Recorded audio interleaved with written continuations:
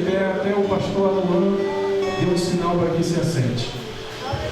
Glória! Oh, glória a Deus! Meus irmãos, a paz do Senhor Jesus! Amém! Esse amém foi fraco demais.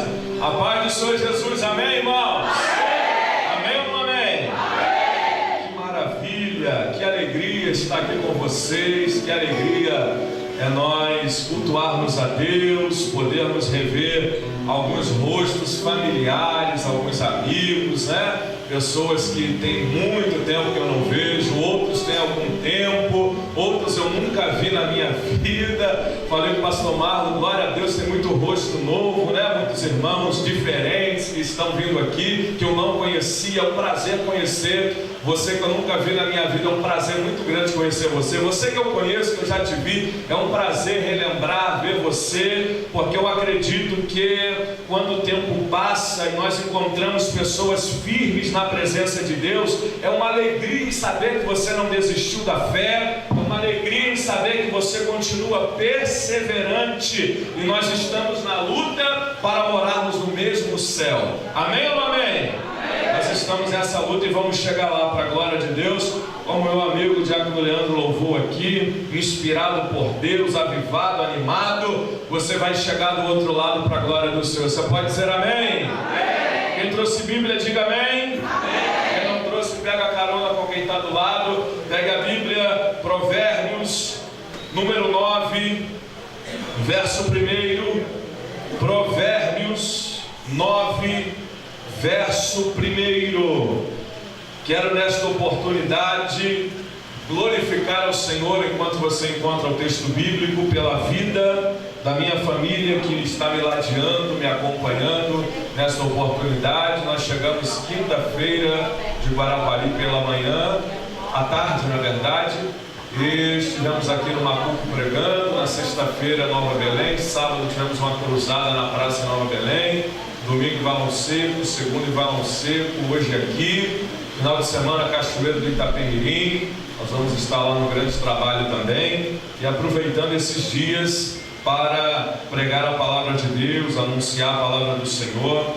Eu costumo dizer que aonde eu me completo, aonde eu me sinto realizado, é na tribuna do Senhor, exercendo o meu ministério, o meu chamado, porque a cada um Deus chamou para um propósito, para o ministério. Alguns Deus chamou para contribuir financeiramente para a obra andar. Outros Deus chamou para louvar. Outros Deus chamou para pregar. Outros Deus chamou para ser instrumentista. Outros Deus chamou para limpar e manter a igreja bela, bonita, adornada, e fazer uso da manutenção do templo e cuidar dos afazeres do templo. Outros Deus chamou para o serviço da diaconia, que é ser servo, diácono é servo. Outros Deus chamou para ser presbítero, experiente, ancião, ministrar. Outros como evangelistas, outros como mestres, doutores e pastores, que é aquele que apacenta e cuida. Eu costumo dizer que o pregador itinerante ele é importante, mas o pastor da igreja é que segura o abacaxi depois. Eu vou passar por aqui, vou ministrar a palavra, quem vai segurar o pastor Marlon. Então tem que ter cuidado com o que vai falar. E olha que tem muito pregador por aí mal educado, que acha que pode doutrinar a igreja dos outros. Não, nós estamos aqui apenas para ser um canal e porta-voz de Deus e honrar o pastor da igreja, pastor Marlon. Obrigado pelo convite, obrigado pelo espaço, obrigado pela amizade de anos, né, que temos. Como o pastor Marlon disse, missionária Marluce, as meninas eram pequenas, eu tive o prazer de fazer o casamento, né, da Graziela, acertei, né? Acertei, não errei não, vou puxar minha orelha. Que bênção, eu tive o prazer de ver o crescimento delas na fé, na presença, na unção de Deus. Eu fico feliz. Pastor Marlos, cabelo branco já vai aparecendo. E isso, pastor Marlos já tem uns fiozinhos brancos ali também, né? O cabelo era pretinho, a idade vai chegando. Meus irmãos, vamos ler o texto bíblico para ganharmos tempo. Minha esposa está comigo, minha filha Isabela Vitória, meu filho Pedro Lucas estão lá na salinha. Ô menino que gosta de uma salinha, hein? Papai, vai ter salinha? Se não tiver, eu não vou. Você vai assim mesmo. Com salinha ou sem salinha, você vai. Tem que ensinar. A criança não se manda. Quem manda na criança é o pai e a mãe. Esse negócio de ficar em casa, não. Vai acompanhar. Viu? Minha mãe aqui, irmã Silvia, meu pai, pastor Isaac. Glória a Deus pela vida da minha família, que nessa oportunidade está me acompanhando. Quem achou o texto bíblico, diga amém. Amém. Provérbios 9, só para ratificar e lembrar, Salmos, Jó, Salmos, Provérbios, Eclesiastes e Cantares não tem capítulos, são números e versos, porque são livros poéticos. Então Provérbios 9, verso de número 1, amém ou não amém? Amém. A sabedoria já edificou a sua casa, já lavrou as suas 7 colunas. A sabedoria já edificou a sua casa, já lavrou as suas 7 colunas. Pode tomar o seu assento, glorificando ao nome do Deus vivo de Israel, que é o Senhor dos senhores, que é magnífico em poder e que é adorado nessa noite para a glória e honra do nome do Senhor. Essa noite de terça-feira que você está aqui, buscando por você, por alguém, na expectativa de um milagre, e eu acredito que você vai sair daqui muito mais abençoado do que você entrou. Eu acredito que você vai sair daqui levando, sendo receptor e receptora da presença de Deus em sua vida e em sua família. O texto bíblico que ora acabamos de ler foi escrito pelo sábio, pelo rei grandioso em majestade chamado Salomão. Salomão foi filho de Betseba junto com Davi, rei de Israel. Salomão, ele nasce de um relacionamento um pouco complicado, pastor Marlon. Betseba, ela trai o seu esposo chamado Urias, e ele era representante do exército, frente de guerra do exército de Israel, e Davi era o comandante. A história diz que Davi sai na sacada da sua varanda, olha na piscina do palácio, Betseba está nua tomando banho, ele se apaixona, ele vê, manda chamar e comete um pecado de adultério.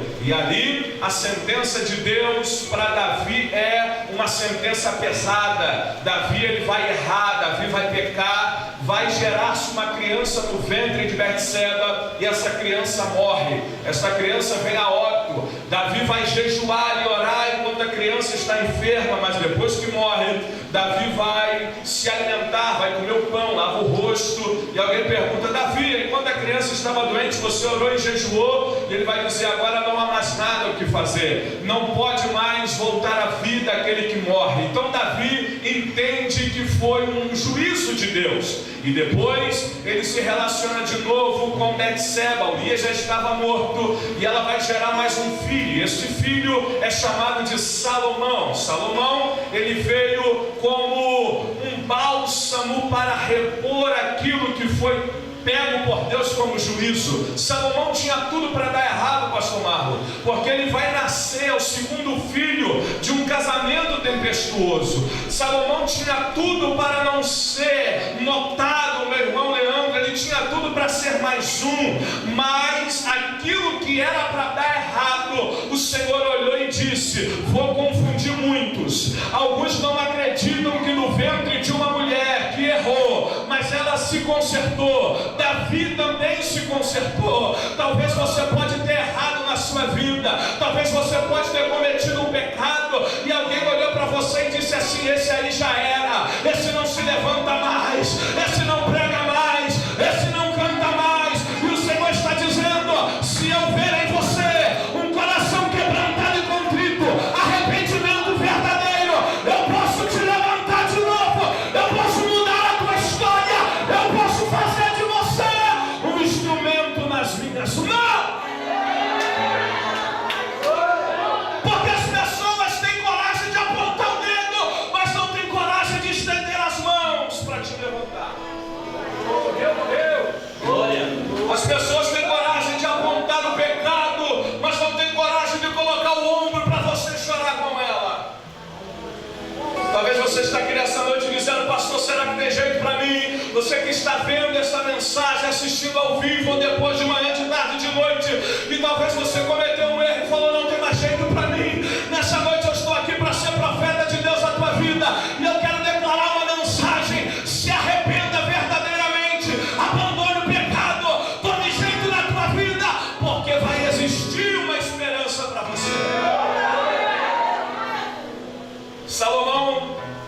assume o trono com 17 anos de idade. Primeira coisa que Davi diz para Salomão é: seja homem! Seja homem para governar. Davi instrui seu filho, Davi já é velhinho, e fala: Salomão, agora o bastão está contigo. A primeira coisa que Salomão faz é: vou pedir a Deus aquilo que ninguém pode me dar. Eu imagino Salomão olhando e dizendo assim: isso aqui é muito grande para mim, é muita gente. Meu pai Davi era um cara, mas eu sou um menino de 17 anos. Não é a idade que te faz experiente, não é a idade que vai te gabaritar a chegar a altos níveis. Não, pastor, não. Mas é a sabedoria e a experiência diária. Salomão falou: eu preciso de algo que ninguém pode me dar. E ele vai para um templo, ele começa a orar. Ainda não tinha sido construído o templo, ainda estavam adorando o Senhor em tabernáculos, em tendas. E ele vai e busca o Senhor aparece a Salomão e diz: Salomão, me pede o que você quiser. O que você quiser. Quer ouro, quer prata, quer dinheiro, o que você quer? A Bíblia diz que Salomão fala com o Senhor: eu preciso de algo que vai marcar a minha vida. O que é? Sabedoria. Imagina Salomão conversando com Deus: Senhor, se eu não tiver sabedoria, eu não vou acertar. Se eu não tiver sabedoria, eu vou errar. Eu não vou conseguir dominar esse povo. Eu preciso de sabedoria. Sabe que muita gente erra? Tem gente que, tem idade, tem gente que é vivido, mas não tem sabedoria. É um erro em cima do outro, não acerta nada, só erra, porque lhe falta sabedoria. E Salomão clama: Senhor, eu preciso de sabedoria. O Senhor: você está pedindo, então você vai receber. Salomão recebe uma porção de sabedoria para poder gerir Israel, para poder administrar Israel. E entenda uma coisa: quando você ora pedindo a Deus algo, Deus vai te enviar depois uma prova, para saber se você realmente está aprovado. Depois da sabedoria que ele recebe, duas mães chegam para Salomão e dizem assim: Salomão, nós precisamos resolver um problema. Ela está com meu filho, ela diz que é dela, mas é meu. Salomão, essa mulher pegou meu filho, o filho foi trocado, está uma bagunça doida aqui. Salomão pede sabedoria e diz: vem cá, vamos resolver isso aqui. Pega a espada do rei, nós vamos pegar esse menino aqui primeiro e vamos cortar ele no meio e vamos dividir, e cada um vai ficar com um pedaço da criança. Você fala que é seu e você fala que é seu, então vamos dividir o menino. O instinto materno jamais vai deixar um filho sofrer. A mãe verdadeira diz assim: não, pode deixar para ela. Eu prefiro sofrer longe do meu filho do que ver ele morrer. Aí Salomão diz: pode pegar e dar para ela, que ela é a mãe verdadeira. Sabedoria. Você ora pedindo algo, Deus te dá uma prova para poder efetuar aquilo que você orou. A sabedoria morava, habitava em Salomão. Salomão tinha inteligência. O primeiro livro que ele escreve é Cantares do Salomão. Ele tinha entre 17 a 19 anos, quando ele se apaixona por uma jovem, quando ele se encanta por Sulamita africana. Ele se apaixona por ela. Ele fala: ó Sulamita, amada minha, eu sou teu e tu és minha. E ele se apaixona, ele escreve Cantares. O segundo livro é Provérbios, que ele escreve no auge da sabedoria dos 30 e poucos anos. E o último livro de Salomão, ele estava com 57 anos de idade, é Eclesiastes, o livro do pregador. E no livro de Provérbios encontramos várias recomendações. E o texto que lemos em apreço, Provérbios 9, diz: a sabedoria já edificou a sua casa, já lavrou as suas 7 colunas. Salomão está falando aqui de algo que ele sabia o que era. Sabedoria em hebraico é inteligência, prática, acertar aquilo que se faz, habilidade, ser treinado, ser capaz de ter percepção. Sabedoria é acertar o alvo. Isso tudo é sabedoria. E ele está dizendo: a sabedoria, ela está edificando uma casa. Esta palavra sabedoria, ela também pode ser substituída ou colocada como fé. Porque fé, segundo o escritor aos Hebreus, capítulo 11, capítulo 11, o texto bíblico vai nos dizer que a fé é o firme fundamento das coisas que se esperam e a prova das coisas que se não veem, porque por ela os antigos alcançaram testemunho. Versículo 3: pela fé entendemos. Esse entender é sabedoria. Pela fé entendemos que os mundos, pela palavra de Deus, foram criados, de maneira que aquilo que se vê não foi feito do que é aparente. Aí vem o verso de número 6: ora, sem fé é impossível agradar a Deus. Sem fé é impossível agradar a Deus, porque aquele que se aproxima de Deus, é necessário que aquele que se aproxima de Deus creia que Ele existe e que é galardoador dos que o buscam. Então sabedoria é fé, porque fé é inteligência, fé é sabedoria, fé é saber aonde você vai estar, fé é saber quem você é, para onde você vai, fé é saber, hoje está difícil, mas amanhã vai melhorar para a glória de Deus. Fé é você saber que aqui existe uma parede, mas pela fé eu já estou vendo atrás dessa parede. Fé é saber que existe um mar na minha frente, mas saber que eu vou passar por este mar, ele abrindo ou fechando, mas eu vou passar por ele, para a glória do Senhor. Então o que edifica uma casa é a sabedoria, que também é fé. Eu posso colocar a palavra fé, edificou a casa. Que casa é essa, pastor? Essa casa pode ser a nossa vida, esta casa pode ser a tua família, mas nessa oportunidade eu quero pregar sobre o tema: as 7 colunas de uma casa espiritual. As 7 colunas de uma casa espiritual. Casa espiritual somos nós. Segundo Paulo, nós somos templo do Espírito Santo, morada do Espírito Santo. O corpo é meu, eu faço o que quero. Não, um dia você vai prestar conta do que você fez aqui, nesse tabernáculo, nesse corpo, nesta morada, nessa casa que você pertence. Um dia o Senhor vai pedir conta de tudo que fizemos nesse corpo. Salomão está dizendo: a sabedoria e a fé já edificou. Pastor Marlon trabalhou em obra há muitos anos e é um pedreiro de mão cheia, mestre de obra, sabe o que eu vou falar. Edificação não é para qualquer um, porque se você não trabalhar bem na base, a casa cai. Se você não trabalhar bem por baixo, naquilo que não é visto, a casa pode entrar em erupção, a casa pode ser abalada. Normalmente quando você vai em uma obra, pastor Marlos, se eu estiver errado me corrija, e você vê rachadura na parede muito grande, é porque a base foi mal feita, ou ela não foi colocada impermeabilização na obra por baixo, e aí ela vai abrindo buracos. Assim é a nossa casa. As pessoas não veem a estrutura, só vê o que está por cima. A estrutura precisa ser forte, a estrutura precisa aguentar peso, a estrutura precisa ser preparada para edificar a casa. A estrutura precisa ser forte. Salomão está dizendo: a sabedoria e a fé já edificou, já criou a base, já lavrou. A palavra lavrar em hebraico é adornar, é colocar sobre as colunas uma beleza. E Salomão vai dizer: essa casa tem 7 colunas. Quantas colunas? 7. Por que 7, pastor? Dentro da numerologia bíblica, 7 é perfeição, 7 é totalidade, 7 é completude. Deus criou o mundo 6 dias, no 7º ele descansou, no 7º ele concluiu, no 7º ele observou a obra, no 7º ele olhou e disse: vejo que tudo está perfeito. E viu Deus que tudo era bom, tudo estava em ordem.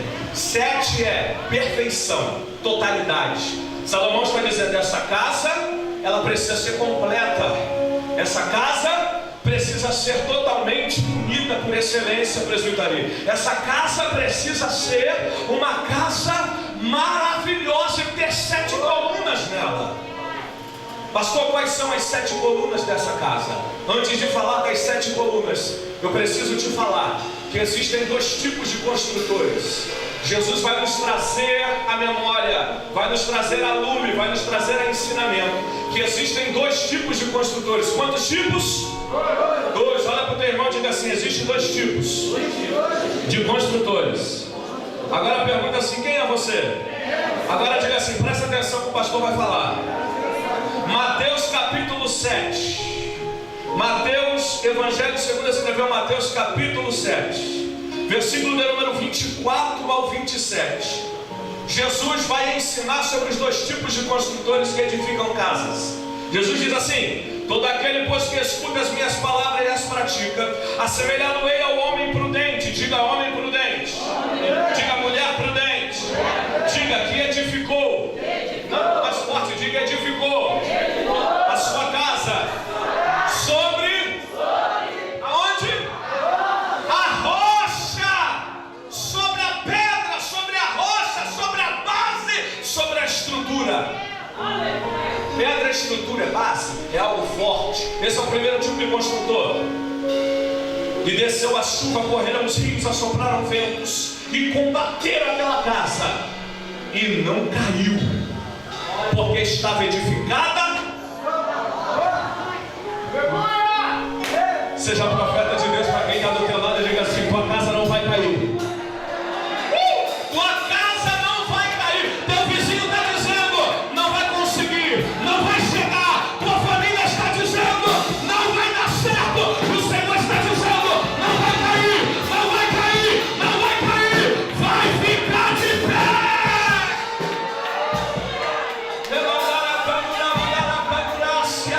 Receba a palavra de Deus na tua vida nessa noite. Não vai cair.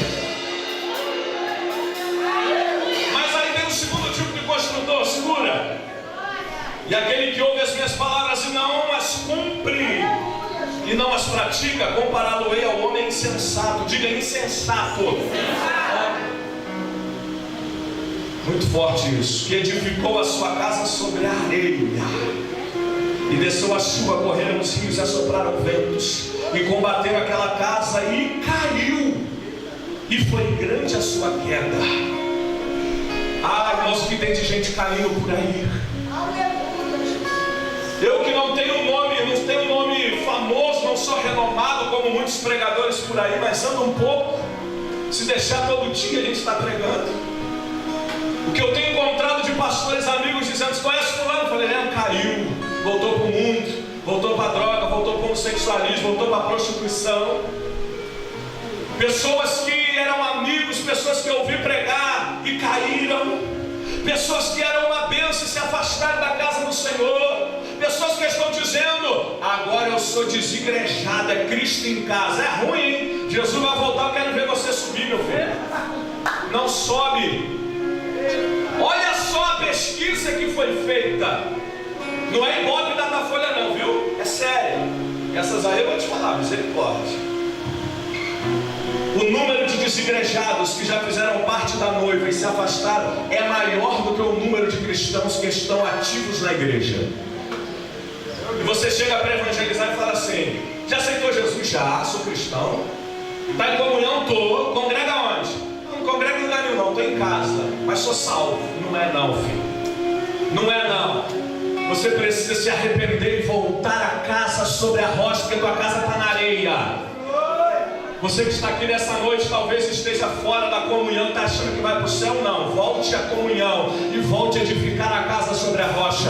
Você que está vendo essa mensagem no YouTube, aonde ela está chegando, se você está afastado dos caminhos do Senhor, achando que vai ser salvo fora da comunhão, não vai, porque a igreja é um corpo, a igreja é uma unidade, a igreja é uma comunidade, a igreja, ela precisa do dedo, ela precisa do ombro, ela precisa da perna, ela precisa do joelho. Nós somos o corpo em Cristo. Você sabia de uma coisa? Vou te dizer uma coisa: sozinho ninguém é igreja. Ninguém é igreja. Eu sou igreja, sozinho não. Sozinho você é templo. Igreja não. Templo do Espírito Santo é essa carcaça, esse corpo. Um pouquinho mais gordinho, um pouquinho mais magrinho, careca, cabeludo, né? Mais branquinho, mais moreno. Isso é templo do Espírito Santo. Igreja só pode ser igreja com comunhão em corpo. Sem corpo não tem igreja. Sem membros não tem igreja. Não tem como ser igreja sozinho. tem que estar ligado na comunhão. Isso é casa sobre a rocha. Que tipo de construtor você é? Que tipo de construtor você é? Prudente ou insensato? Que tipo de construtor você se declara? Pastor, o que é um homem prudente, uma mulher prudente? É uma pessoa que tem cuidado aonde vai edificar a sua casa. Uma pessoa prudente é uma pessoa cuidadosa. Uma pessoa prudente é uma pessoa sábia, inteligente. Morei no Rio de Janeiro mais de 20 anos. E às vezes a gente ia pregar em uma comunidade, a gente ia lá no alto do morrão, pregar a palavra, a gente olhava e falava assim: meu Deus, se bater uma chuva vai descer tudo. As pessoas vão botando casa no barranco, sem estrutura, sem nada. Aí você liga na televisão e vê lá: catástrofe, casas foram destruídas, porque edificou a casa no lugar errado. Tem um lugar lá chamado Rio das Pedras, aonde ex-combatentes, expulsos, dominaram lá. Já preguei lá, já estive lá algumas vezes. Prédios de 5 andares. Vocês viram a televisão recente que caiu um prédio lá, Rio das Pedras? Desabou. Prédio de 5 andares, sem engenheiro, sem mestre de obra adequado, não tem sustentação, foi edificado no lugar errado. Aí a casa cai. Muita gente está congregando em lugar que está na areia, e é por isso que cai. Ah, eu vou falar, irmão, vou ter que falar. Preciso falar isso. Está congregando com pastor mercenário, está congregando com pastor adúltero, está congregando com gente sem vergonha, está em lugar que aceita tudo, está fora da comunhão, mas está tomando ceia, está em lugar e tudo bagunçado, que não tem doutrina, não tem palavra, não tem ensinamento. Querido, você precisa estar na rocha. Não é porque eu estou aqui com meu amigo pastor Marlon, mas conheço há muitos anos um homem de uma só mulher, um homem de família, um homem de Deus, um homem que você pode olhar e falar para ele: meu pastor é um homem de Deus. Você está edificando a sua casa sobre a rocha, porque você não está na areia. Aí está cheio de gente aí congregando em lugar: eu não vou mais servir a Deus, porque o pastor fez isso, escandalizou. Você está no lugar errado. Está edificando a tua casa sobre a areia. Edifica a tua casa sobre lugar rochoso, lugar sério, lugar que tem firmeza. Toda a vida congreguei com meu pai, e olha que eu sou enjoado, irmão. Quem me conhece sabe como é que eu sou. Já tive conflito com meu pai, não é porque é meu pai, meu pastor, que eu não vou deixar de falar, não. Já tivemos conflitos, mas as coisas boas superam, e nós estamos juntos. Sabe por quê? Porque é lugar de rocha, lugar sério. Esse negócio de liberar tudo, liberar tatuagem, liberar tudo, está em amaciado, pode tomar ceia, pelo amor de Deus, irmão. Posso falar, pastor? Posso falar? Então vou falar. Aí se escandaliza com o evangelho. Paulo diz assim: por isso tem muitos fracos e doentes e alguns que dormem, que está tocando na ceia de qualquer maneira. Isso está na areia. Pastor, a doutrina não. Eu estou pregando com amor para você nessa noite edificar a tua casa sobre a rocha, para você sair daqui dizendo: a minha casa não vai cair, a minha casa vai estar de pé, a minha casa está sustentada na palavra e na unção do Senhor. Não seja insensato, ignorante, constrói em qualquer lugar. Não, construa na rocha. Esses são os dois tipos de construtores. Agora eu quero falar sobre as 7 colunas. Pastor, onde estão as 7 colunas? Agora pega isso aqui é tremendo. Mateus capítulo 16, Jesus está com os discípulos e ele pergunta assim: quem dizeis os homens que o Filho do Homem é? Quem dizeis os homens? O que eles estão dizendo por aí? Uns dizem que tu és João Batista, que tu és Elias. Uns dizem... Morreu. Uns dizem...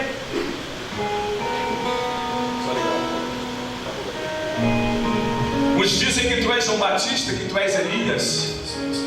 Uns dizem que tu és profeta que ressuscitou. Aí Jesus pergunta para ele: vós, quem dizeis que eu sou? Aí ficaram em silêncio, presbiteristas. Aí Pedro pede a palavra e diz assim: posso dizer? Pode. Tu és o Filho do Deus vivo. Tu és o Messias, o Filho do Deus vivo. Tu és aquele que viria. Tu és o Filho de Deus. Aí Jesus olha para Pedro e diz assim: Pedro, muito bem, não foi carne e sangue quem te revelou, mas meu Pai. Porém, por isso te digo que tu és Pedro. Pedro é Petros em grego, pedra pequena, fragmento de pedra, Petros. E sobre esta pedra, ele, Jesus, edificarei a minha igreja, e as portas do inferno não prevalecerão contra ela. Pedro recebe a missão de ser Petros, pedra pequena. E foi Pedro, inspirado pelo Espírito Santo, que traz para nós as 7 colunas que precisamos ter. Aonde está, pastor? Segunda Epístola de Pedro, capítulo 1, versículo de número 5, 6 e o 7. Segunda Epístola de Pedro, capítulo 1. Vou ser bem breve, não vou demorar, já estou encerrando. Segunda Pedro, capítulo 1, versículo 5, 6 e 7 diz assim: e vós também, pondo nisto mesmo toda a diligência, acrescentai à vossa fé a virtude a ciência, a ciência a temperança a paciência, a paciência a piedade a fraternidade, e a fraternidade o amor.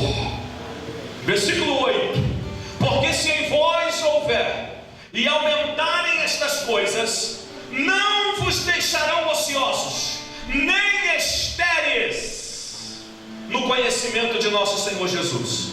Pois aquele que não há essas coisas é cego, nada vendo ao longe, e havendo-se esquecido da purificação dos seus antigos pecados. Portanto, irmãos, procurai fazer cada vez mais firme a vocação e eleição, porque fazendo isto, nunca jamais tropeçareis. Pedro recebe uma revelação, e ele diz que temos que acrescentar à fé 7 coisas. Acrescentar a sabedoria. São essas 7 colunas que mantêm a casa de pé. A primeira coluna é a virtude. Virtude no grego é areté. Novo Testamento foi escrito em grego. Areté, ela tem a qualificação, essa virtude, de moral, algo excelente, um viver bem, justo e digno, algo sem mancha e uma transformação completa. Areté quer dizer viver com excelência, viver como modelo. A primeira coisa na vida de um servo de Deus que edifica a sua casa, a primeira coluna é a virtude, é o exemplo. Você precisa mudar totalmente. Se você roubava, não rouba mais. Se você mentia, não mente mais. Xingava palavrão, não xinga mais. Se você tinha tendências a algum pecado, a gente tem que ter cuidado com o que a gente vai falar hoje em dia, né? Se você tem algumas tendências a coisas lascívias, né? A coisas que entristecem a Deus, que não seja macho e fêmea, você precisa se consertar, porque quando Deus muda o homem, acaba o trijeito, acaba a farinha desse jeito, acaba daquele jeito, porque quando Jesus muda, Ele muda de verdade. Virtude é transformação. Irmãos, eu não aceito esse negócio. Ai, porque eu era ex-fulano e continua do mesmo jeitinho. Não. Porque veio do tráfico e continua cheio de gíria. Tem que mudar. É transformação. Virtude é a primeira coluna. Areté, viver transformado, viver bem. O Senhor quer edificar essa coluna na tua vida. Ele quer mudar você por completo. Romanos capítulo 12, Paulo vai dizer: não vos conformeis com esse mundo, mas sede transformados pela renovação do vosso entendimento. Está na hora de vivermos uma transformação. Eu quero ser profeta de Deus para você nessa noite. Vai chegar esta coluna para a tua casa. Você vai viver uma transformação, você vai viver uma mudança e vai viver por excelência. Eu estava pregando sábado na praça em Nova Belém, terminei de pregar e chegou um senhor para mim e falou assim: gostei muito da palavra. Eu acabei de tomar uma cervejinha, sentei aqui para ouvir a palavra, gostei muito do que você falou. Eu não gosto muito de ir na igreja não, mas essa palavra tocou no meu coração, tem alguma coisa fazendo, algo aqui no meu coração. O irmão dele é pastor lá em Nova Belém, tem uma igreja lá, E esse rapaz falou: eu não costumo ir na igreja não, mas não sei o que eu estou sentindo, essa palavra mexeu comigo. Eu falei: aqui, não adianta só a palavra mexer com você, você precisa mexer com a palavra. Não adianta só ouvir a palavra e continuar tomando sua cerveja. Você precisa ir na igreja, você precisa querer se libertar. Eu disse na mensagem lá pregando em praça pública: para servir a Deus tem que ter coragem. Tem que ter coragem de largar o pecado, tem que ter coragem de largar a cerveja, tem que ter coragem de largar a prostituição, tem que ter coragem de tomar a cruz e seguir ao Senhor na caminhada. Tem que ter coragem para viver a virtude. Porque tem gente que gosta: eu estou fraco, eu não gosto. Não, falta de vergonha na cara, irmão. Tem que tomar a virtude, edificar essa coluna. Nessa noite eu profetizo sobre você virtude de Deus. Eu profetizo sobre você uma vida de excelência. Eu profetizo sobre você uma vida de moral. Quem olhava para você e achava que você não valia nada, vai olhar para você e vai falar: ali vai uma mulher e um homem de caráter. Segunda coluna, rapidinho. Ciência. Essa palavra ciência também é conhecimento. E nós, conhecimento. Hoje eu estou sem microfone. Ô glória. Eu estou desligando aqui, ó. Certo, meu dedo está esbarrando aqui, só pode. Conhecimento é a segunda coluna. Conhecimento é entender o que é falado ou estudado.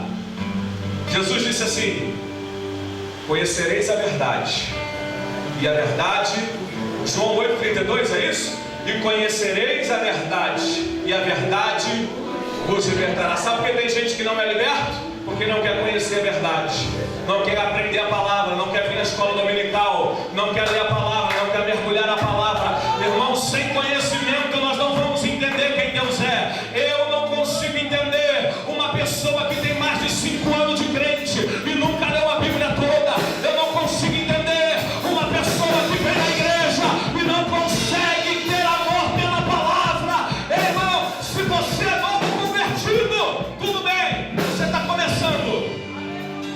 Mas se você já tem tempo, a sua obrigação é amar a palavra. Você precisa saber quantos livros tem na Bíblia. Você precisa saber o que é plano de salvação. Eu tenho amigos que são ateus e já leram a Bíblia e conhecem a Bíblia. Eu conheço gente que é satanista e lê a Bíblia todo dia. Eles não vivem o Evangelho, eles não creem em Deus, mas eles leem para poder entender, para poder envergonhar quem acha que sabe. E você que é cristão às vezes não quer ter conhecimento. Eu quero profetizar sobre você uma coluna do conhecimento na tua vida. Deus vai te dar fome por conhecer a palavra, para você se defender. Quem conhece a palavra não cai em qualquer vento de doutrina. Quem conhece a palavra edifica a casa na rocha e tem sustento. Quem conhece a palavra de Deus sabe que estamos protegidos pelo Senhor. Quer fazer uma prova? Chega para alguém, pergunta assim: tem certeza da tua salvação? Quando ele não conhece a palavra, vai dizer assim: só Deus sabe. Quem conhece a palavra diz assim: eu tenho certeza porque Jesus me lavou dos pecados.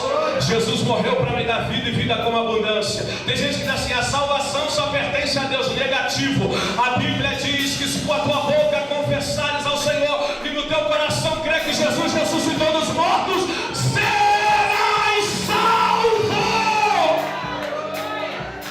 Conhecimento é a segunda coluna. Terceira coluna, temperança ou domínio próprio.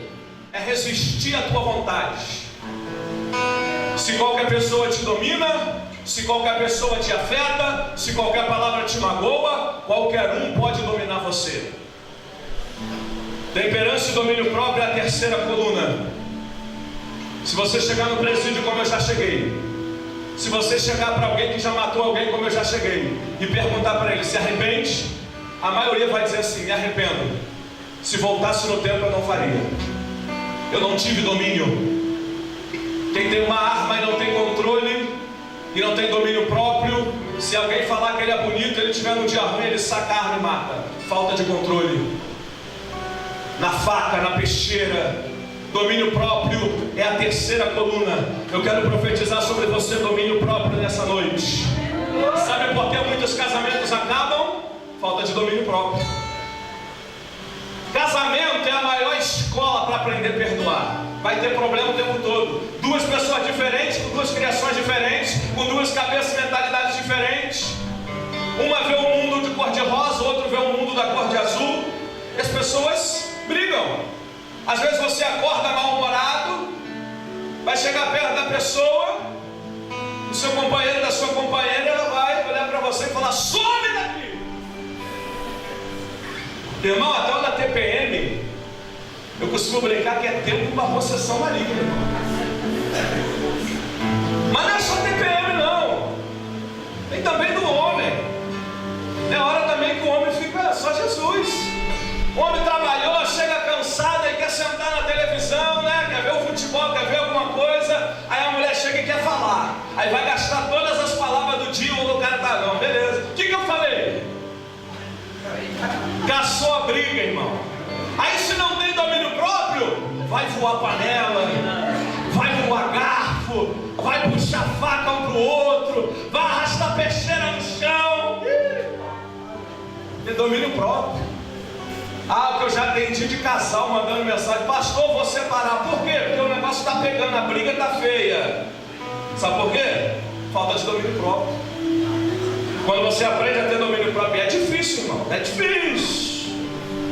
É difícil. Eu estou no caminho aí para aprender, eu sei que você também. Ninguém é super-homem. O domínio próprio, alguém grita com você e você olha. Você quer quebrar alguém, irmão? Ter domínio próprio. A vontade de você estar por dentro, eu vou agarrar no pescoço, mas você está dizendo: Deus, me dá vitória, me dá controle, Jesus. Receba o domínio próprio na tua vida nessa noite, para a glória de Deus. Se você acredita, diga glória a Deus. Pastor, já estou encerrando. Terceira coluna, domínio próprio. Quarta coluna, paciência ou perseverança. Perseverança é não parar, é o imparável, o indomável. Perseverança é você estar bem hoje, mas também estar bem amanhã. Perseverança é: eu vou chegar no meu objetivo final. Perseverança é: pode vir o que for, pode acontecer o que for, mas em nome de Jesus, eu posso até parar um pouquinho para respirar, mas eu não vou desistir, eu vou continuar caminhando. Perseverança é você continuar em meio às lutas. Perseverança é alguém firme, é alguém constante. No grego epimone, que quer dizer alguém que é firme no propósito. Tem gente que começa tão bem, irmão.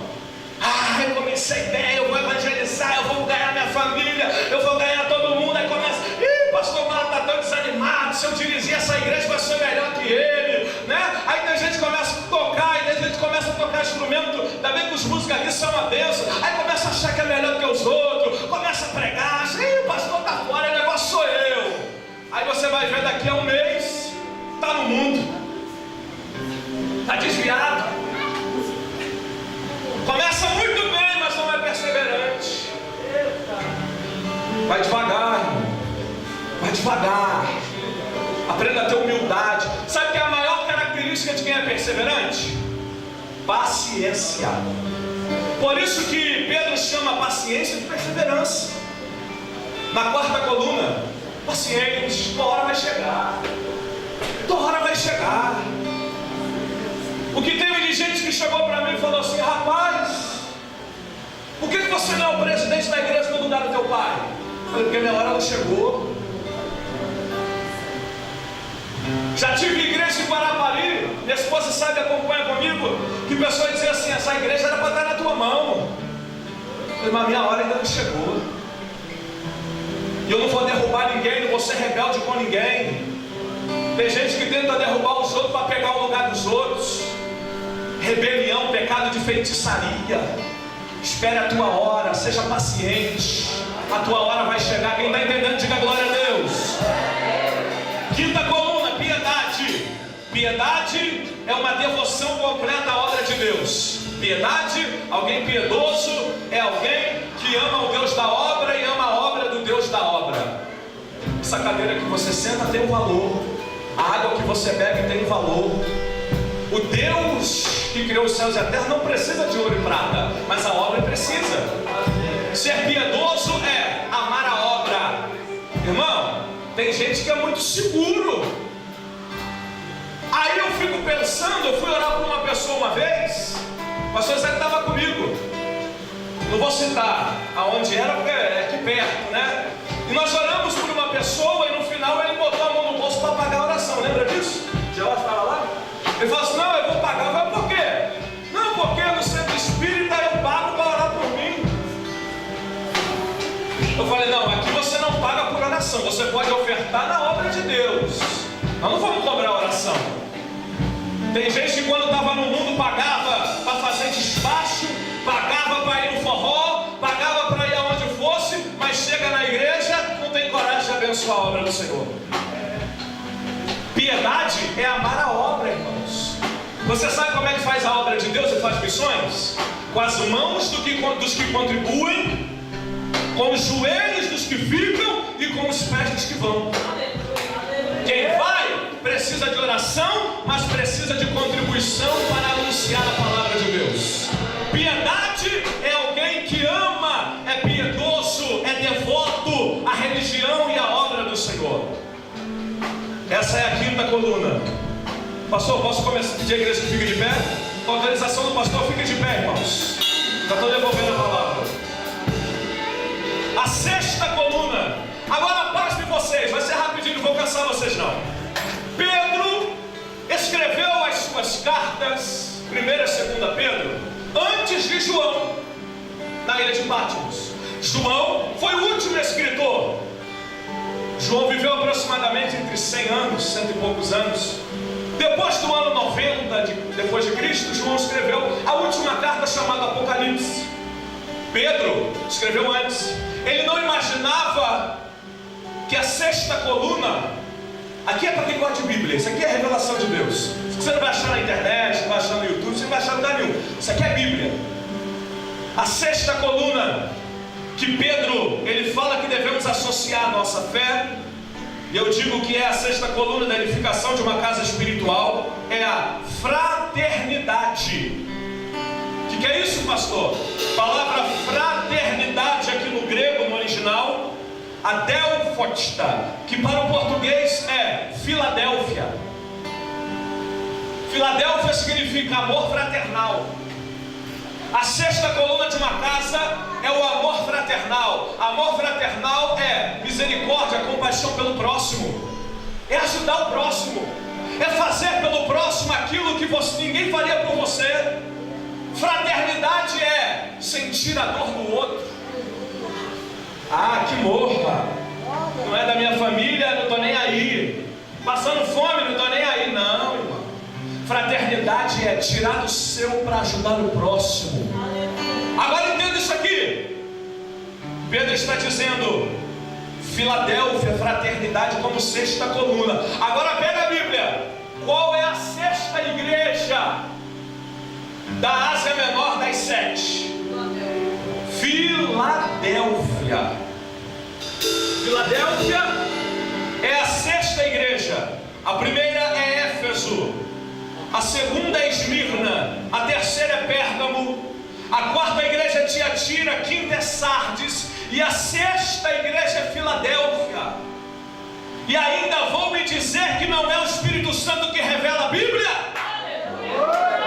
E ainda vão dizer que a Bíblia foi escrita por homens. Quem revelou a Bíblia, a palavra, foi o Espírito Santo, e Ele é o dono da palavra. Para encerrar, a igreja que está em Filadélfia, o anjo da igreja que está em Filadélfia, Apocalipse 3, verso 7, escreve isto: diz o que é santo, o que é verdadeiro, o que tem a chave de Davi, o que abre ninguém fecha, o que fecha ninguém abre. Eu sei as tuas obras, eis que diante de ti pus uma porta aberta e ninguém pode fechar. E tendo pouca força, guardaste a minha palavra e não negaste o meu nome. Verso 10: como guardaste a palavra da minha paciência, palavra da paciência, palavra da perseverança, também te guardarei da hora da tentação que há de vir sobre todo mundo, sem demora. Guarda o que tens, para que ninguém tome a tua coroa. Ao que vencer, eu farei coluna no templo do meu Deus, e dele nunca sairá. E escreverei sobre ele o nome do meu Deus, e o nome da cidade do meu Deus, a nova Jerusalém que desce do céu. Do meu Deus também o meu novo nome. Quem tem ouvidos ouça o que o Espírito diz às igrejas. A sexta coluna, Filadélfia, amor fraternal, é a coluna da porta aberta, aonde ninguém fecha, porque ele abriu. Que ele abre, ninguém fecha. Que ele fecha, ninguém abre. Tendo pouca força, guardaste o meu nome. Sabe, querido, talvez teu coração está aqui dizendo: pastor, estou tão fraco e desanimado. Talvez você está aqui dizendo: pastor, estou tão triste com as coisas que têm acontecido. Enfermidade, doença, problemas. Irmão, ontem nós estávamos no culto em Valenceiro, e tem uma senhora lá, todo culto de libertação, e ontem não foi diferente. Ela manifestou legiões, expulsa um e vem outro, expulsa um e cai no chão, levanta e expulsa legiões. Eu perguntei para ela, os irmãos expulsando, eu cheguei perto e falei: quem está aí? Falou: aqui é o Exu. Falei: Exu, tu vai pegar tudo que tu tem e vai sair da vida dela. Pode ser Exu, pode ser quem for, contra o Deus de Israel não vale encantamento, não vale praga, não vale demônio, não vale peste, porque Ele é maior do que a nossa vida. Fraternidade. E a última, para encerrar, eu devolvo a palavra ao pastor para orar por você. Amor. Essa palavra amor em grego é ágape. Ágape é o único amor atribuído a Deus. A sétima coluna de uma casa é amor, ágape. A palavra ágape em grego no Novo Testamento aparece 117 vezes como amor incondicional. É o amor que Deus tem por nós, e o amor que Ele nos ensinou: amai-vos uns aos outros como eu vos amei. Aleluia. Agora pega isso aqui para encerrar. A sétima coluna, ela fica no meio, é a coluna mestra, é a coluna que sustenta. São 3, 6 e uma com 7, o centro. A última coluna, a sétima, é o amor, porque sem o amor a Deus não podemos nada. Jesus está na cruz, à direita tem Dimas, à esquerda Gestas, os dois ladrões da cruz, Dimas e Gestas. Quem diz isso? O pastor Flávio José, no seu livro A História dos Hebreus, ele diz o nome dos dois. Jesus está no meio, no centro, cumprindo todos os mandamentos. Na vértice vertical para cima, horizontal, vertical, amar a Deus sobre todas as coisas. E na vértice horizontal, amar o próximo como a si mesmo. Aleluia! A maior coluna da nossa vida é amar Deus sobre todas as coisas. Aleluia! Eu sou profeta de Deus para declarar: essas 7 colunas estarão sustentando a tua casa.